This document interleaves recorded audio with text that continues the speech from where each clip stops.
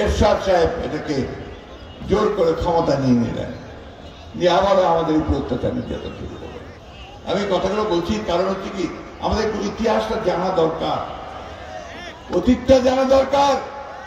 রাতারাতি কিছু হয়ে যায়নি, দীর্ঘকাল দীর্ঘ বছর ধরে আমরা এখানে লড়াই করেছি, সংগ্রাম করেছি।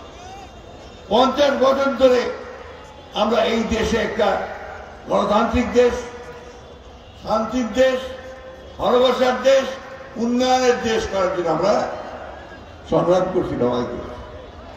দুর্ভাগ্য আমাদের আওয়ামী লীগের হাতে যখন দ্বিতীয়বার ক্ষমতা আসলো 2008 সালে 9 সালে, তারপর আবার শুরু হলো অত্যাচার নির্যাতন নিপীড়ন। এবার একটু কায়দাটা ভিন্ন। এবার আর একদল ঘোষণা করে না, এবার দল রাখলো, গণতন্ত্রের একটা ফাসাদ থাকলো, ছদ্মবেশে শুরু হলো আবার সেই বাকশালী এক দলীয় ব্যবস্থা করার জন্য। এক এক করে আমাদের যে কেয়ারটেকার গভর্নমেন্ট একটা ছিল না, মনে আছে আপনাদের? ভোটের সময় একটা নিরপেক্ষ সরকার থাকবে, ফলে আমরা সবাই ভোট দিতে পারবো, এমন ছিল না? আমরা 3 বার ওইটাতে ভোট দিয়েছি, খুব ভালো ফলাফল পাইছি। দুঃখের কথা, আওয়ামী লীগ আসার পরে 2012 সালে সেই ব্যবস্থাটা বাদ দিয়ে দিল। ব্যবস্থা কি করলো, যে দলীয় সরকারের অধীনে নির্বাচন হবে, অর্থাৎ আওয়ামী লীগ ক্ষমতায় থাকবে আর নির্বাচন হবে, ভোট হবে। এখন শিয়াল যদি আপনার মুরগির খাঁচার মধ্যে ঢুকায় দেন, তাই তো করছে। আওয়ামী লীগ ঢুকছে আর কাউকে ভোট দিতে চায় না, একাই সে রাজা হয়ে বাড়ে গেছে, তাই না? এবং আমরা 3 বার ভোট দিতে পারি না। আর আমাদের ছেলে তো ভোট দিয়ে দিয়েছে, এখনো দেয় না। ইয়াং ছেলে যারা আছে ভোট দিয়েছ, ভোট দিতে পারছো? গত 15 বছর ভোট দিছ, ভোট হয়েছে, কিন্তু 3 বার ভোট হয়েছে। আমাদের আওয়ামী লীগের ভাইরা তারা ভোটটা দিয়েছে, বলে দিয়েছে তোরা আসিবার দরকার নাই, বুঝিয়ে দিন।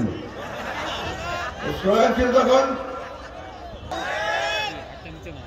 এই যে ভোট ব্যবস্থা শেষ করে দিল, মানুষ আর পছন্দ মতো ভোট দিতে পারলো না, এটা আওয়ামী লীগ সরকার করছে।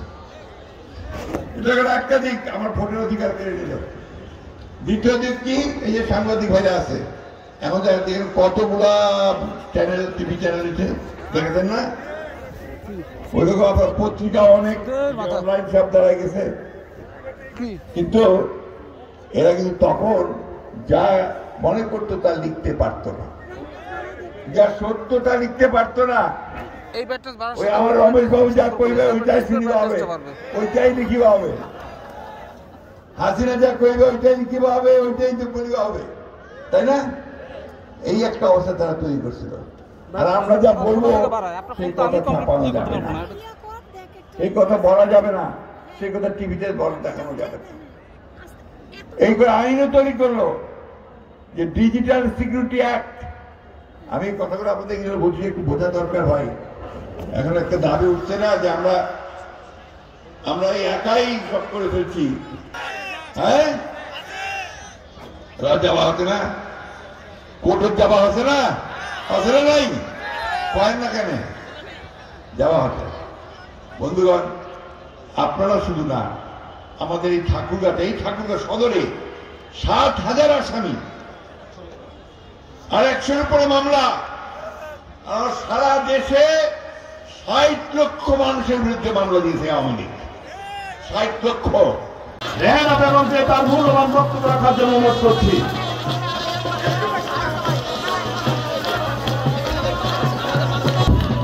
বিসমিল্লাহ।